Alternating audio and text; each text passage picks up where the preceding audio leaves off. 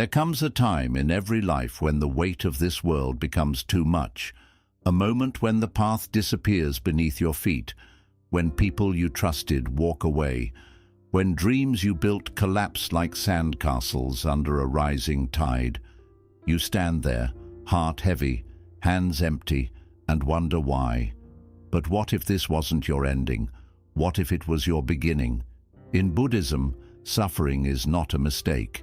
It is not a punishment. It is a sacred messenger, a quiet guide leading you back to truth. As the Buddha once said, pain is certain, suffering is optional. Just as a lotus rises unsoiled from muddy waters, so too can we rise from sorrow, pure, aware, and awakened. Today, I'll share 7 powerful lessons from Buddhist wisdom to help you realize that life didn't break you to destroy you, but to awaken you, because sometimes what shatters you is what truly saves you. 1. The break is the start of seeing clearly. Most people live their lives behind an invisible curtain, caught up in a race they never questioned. We chase things like approval, recognition, material success, and emotional comfort, thinking that if we just have these things, we'll finally be happy. But the truth is, many of these things only give us temporary relief. They distract us from deeper questions. They make us feel busy, but not fulfilled. We start to believe that our worth is tied to what we own, how others see us, or how smoothly life goes. That's the illusion. Then suddenly, life breaks something you thought would always be there. Maybe someone you love walks away. Maybe a dream you've worked on for years collapses. Maybe an unexpected tragedy shakes the ground beneath your feet. In those moments, it feels like your whole world is falling apart. But something else is happening too, something quieter, deeper, and more important. The illusion starts to crack. You begin to notice what you couldn't see before. You start to realize that some of the things you depended on were never really stable. Maybe the job wasn't your true passion. Maybe the relationship was built on fear, not love. Maybe the identity you clung to was never really yours.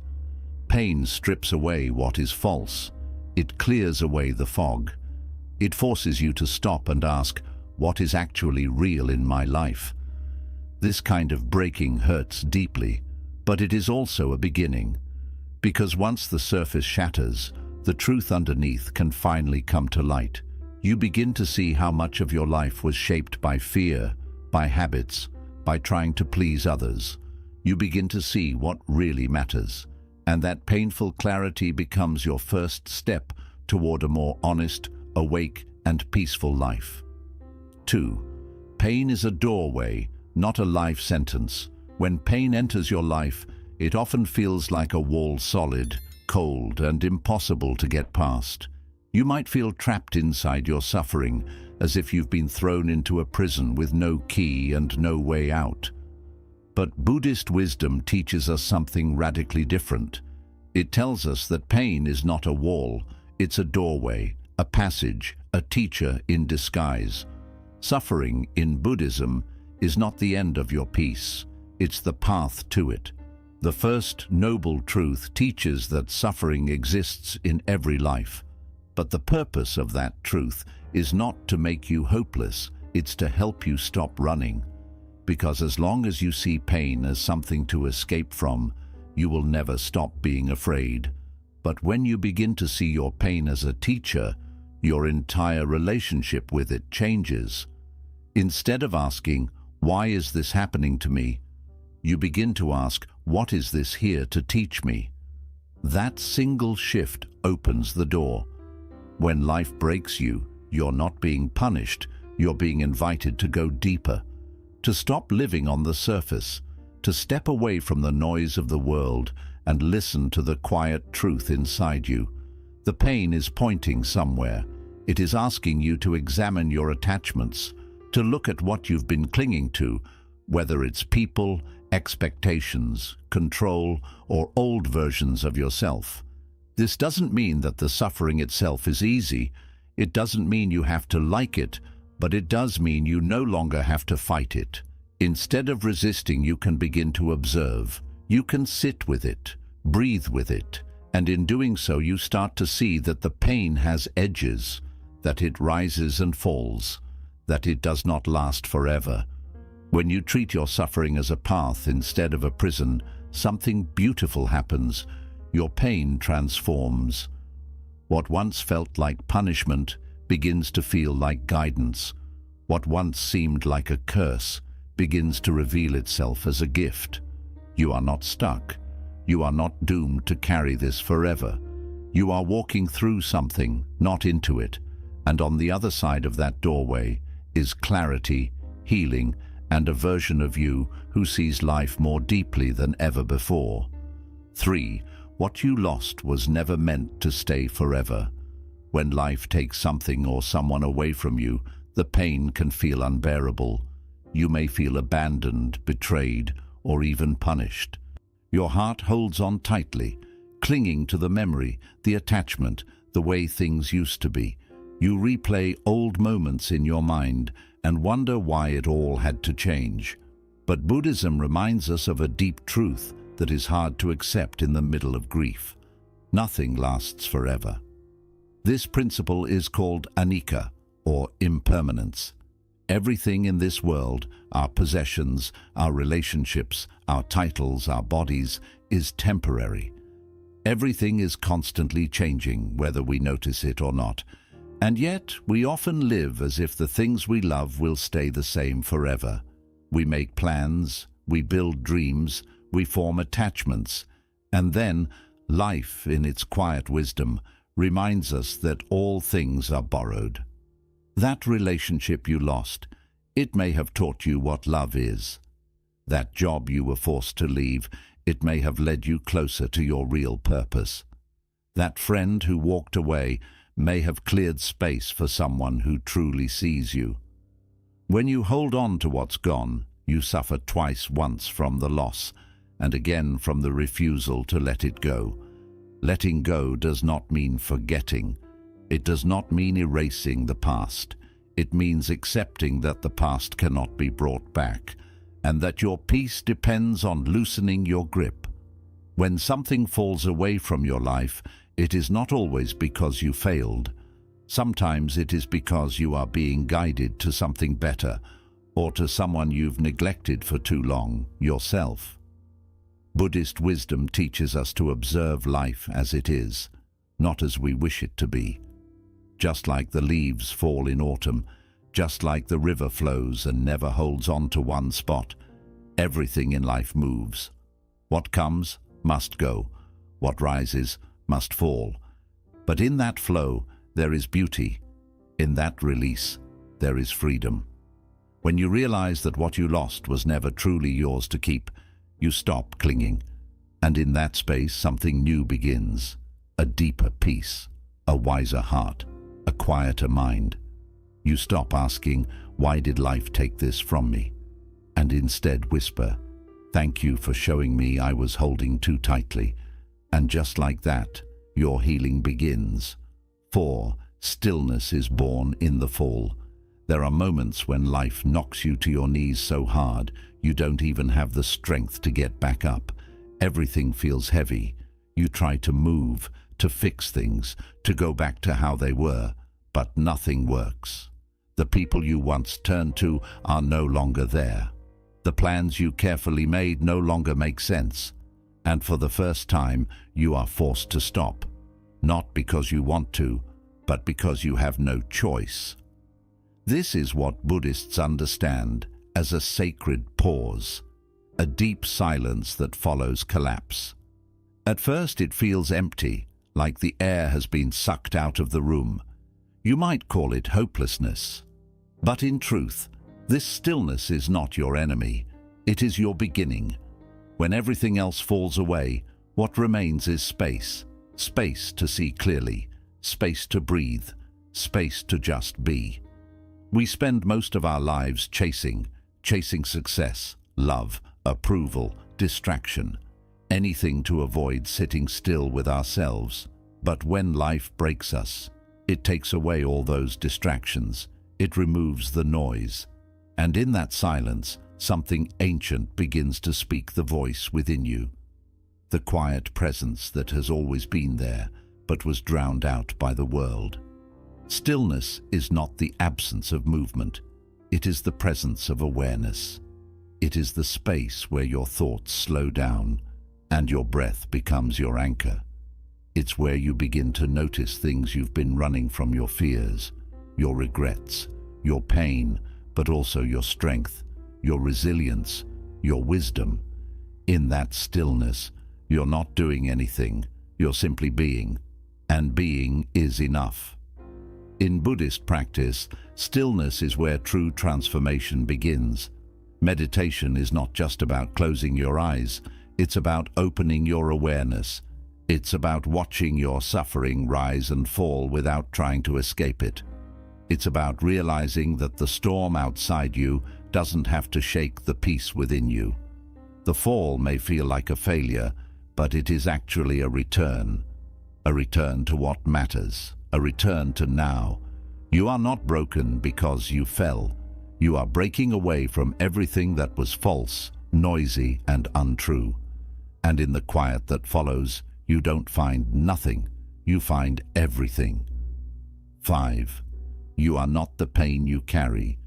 When life breaks you, it doesn't just hurt, it changes the way you see yourself. You begin to believe that the pain is who you are, that your sadness is your identity, that your trauma defines your worth, that because you were hurt, you are somehow broken, damaged, or less than others. But this belief is not the truth. It is a shadow cast by the mind, not the light of awareness. In Buddhism, one of the most powerful teachings is this: you are not your thoughts. You are not your emotions. You are not your memories or your past. You are the awareness behind all of them. Just as the sky holds clouds, storms, and sunshine, but is never affected by them, your true self holds every experience, every feeling, and every thought without being defined by them. Yes, you have felt deep pain. Maybe you've been abandoned. Maybe you've faced betrayal, illness, rejection, or loss. That pain is real. It has left marks on your heart. But it is not your identity. It is something you've lived through, not something you are. Your suffering is a guest that entered your home, not the walls of the home itself. And just like any guest, it will not stay forever. The problem is that when pain lingers, the mind clings to it. It plays it over and over again like a broken song, whispering, "This is who you are now." And slowly, you start wearing your wounds like a name tag. But Buddhism invites you to take a step back and look at your pain from a different place, from the place of the witness, the place that observes without judgment, without clinging, without fear. When you meditate or sit in silence, you begin to see your pain as waves on the surface of the ocean. Some days the waves are wild and stormy. Other days they are quiet and still. But beneath all of it, the ocean remains vast and unshaken. That ocean is you, your awareness, your true nature. The waves are your emotions. They may be strong, but they are not you. They do not define the depth beneath. The moment you stop saying, "I am broken," and instead say, "I am experiencing pain, but I am not the pain," you take back your power. You create space between your soul and your suffering. And in that space, healing begins. Not because you force it, not because you fix it, but because you no longer let it own you. You start to treat yourself with more compassion. You begin to understand that the way you feel is not a reflection of your worth. It is just a moment passing through you. You begin to see that you can hold grief without becoming grief, that you can carry sadness without drowning in it, that you can feel fear without being ruled by it. And most importantly, you begin to remember something that your pain tried to make you forget, that deep down, beneath all the cracks and scars, you are still whole. You always were. You were never the storm. You were the sky holding it all. So the next time you feel broken, remind yourself gently, this is a feeling, not a fact. This is a moment, not a lifetime. The pain you carry is not who you are. It is what you've survived, and what you've survived has only made your light stronger. 6. Brokenness makes you more compassionate, not less whole. In the quiet aftermath of being broken, something unexpected begins to grow. Not bitterness, not weakness, but tenderness. You may not notice it at first, but as the dust settles and your heart begins to soften, you find yourself understanding pain in a new way. Not just your own, but the pain of others. The very suffering that once isolated you now opens a door to connection, to empathy, to something Buddhism holds as sacred compassion. We are often taught by the world to hide our broken parts, to mask our sorrow with smiles, to act like we're always okay, to move on quickly so no one sees our wounds. We're told that to be strong means to be untouched by pain, but Buddhist wisdom teaches the opposite. It teaches that real strength is not the absence of pain. It is the ability to sit with pain, to learn from it, and then to use it to help others heal. When you have truly suffered, when you've sat alone with your grief, when you've walked through long nights with a heart full of ache, you come out different. You begin to notice things.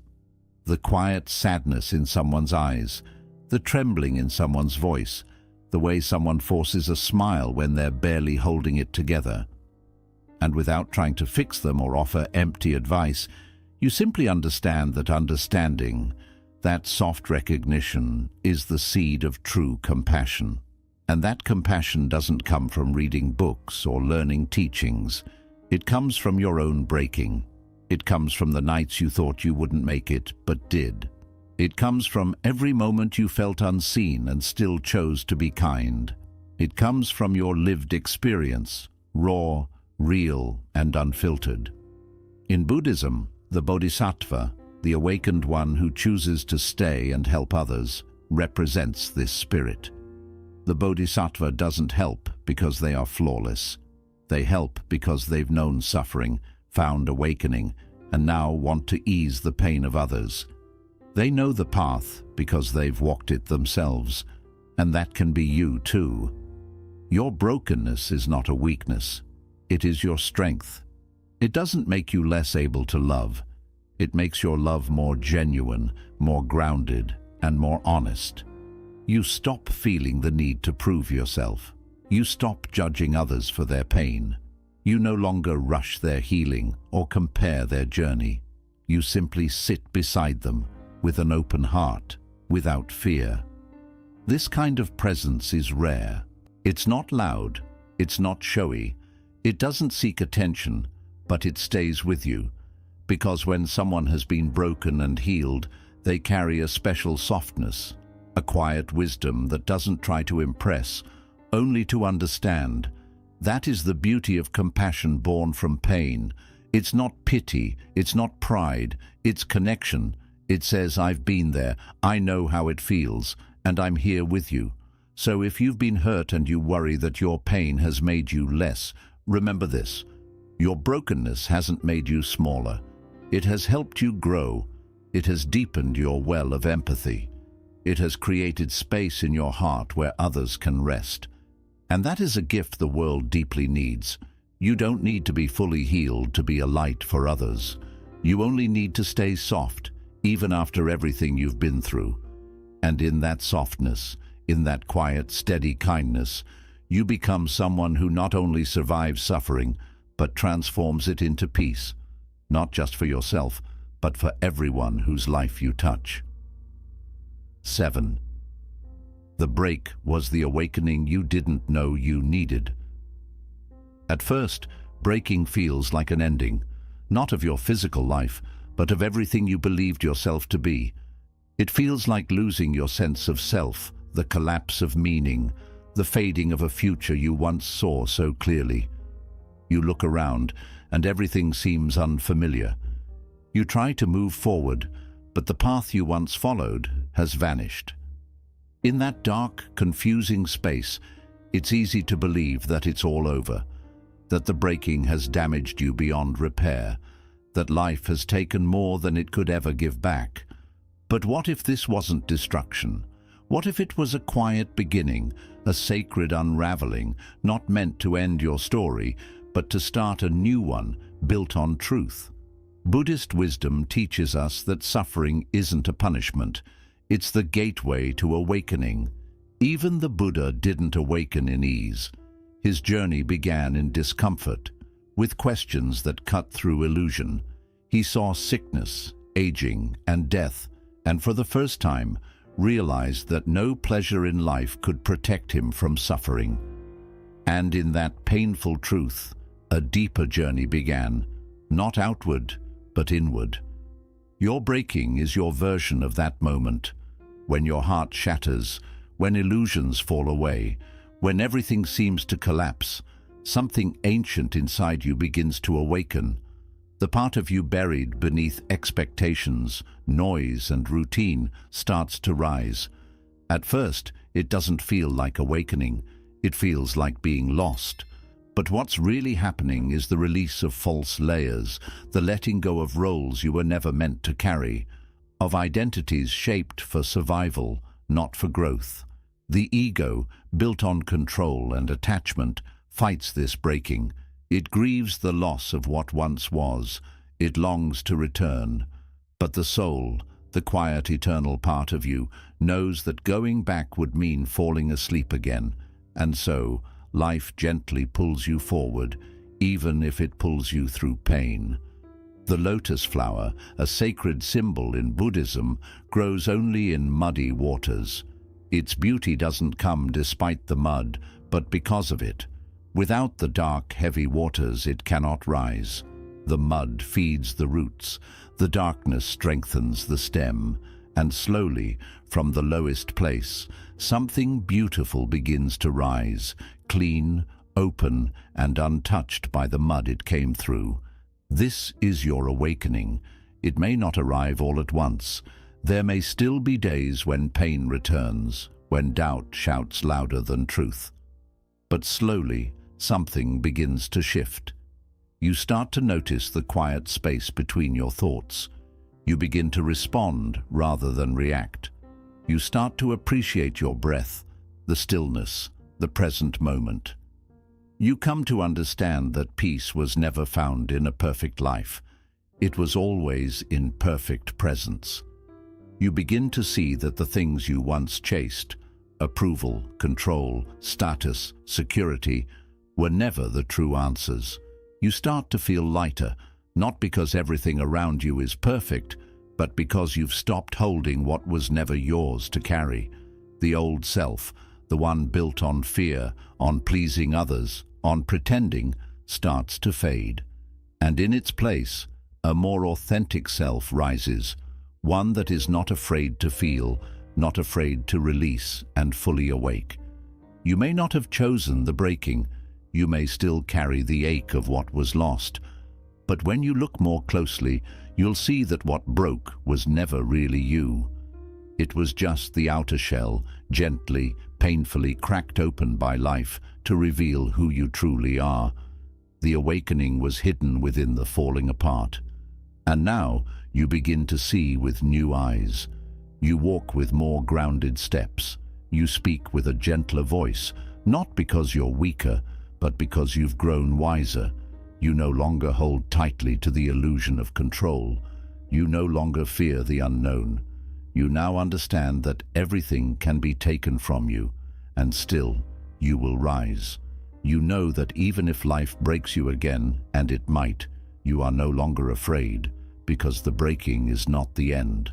It is a return to stillness, a return to presence, a return to the sacred truth within you that has always been there, quietly waiting for you to awaken. If you're still carrying the weight of what hurt you, remember this: you are not beyond repair. You are not too far gone. You are not ruined.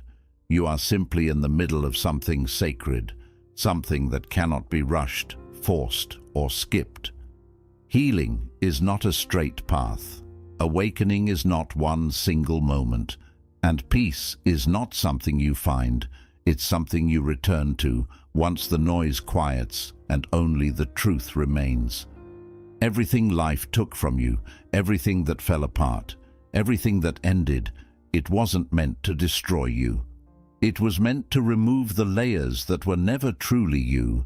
It was meant to soften your ego and open your heart.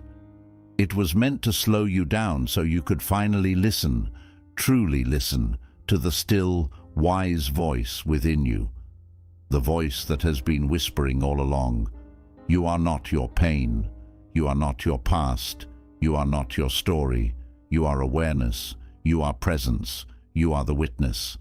And the very fact that you are still here, still breathing, still moving forward, is proof that your story isn't over. It's only now beginning to become real. Let the breaking open you. Let it teach you.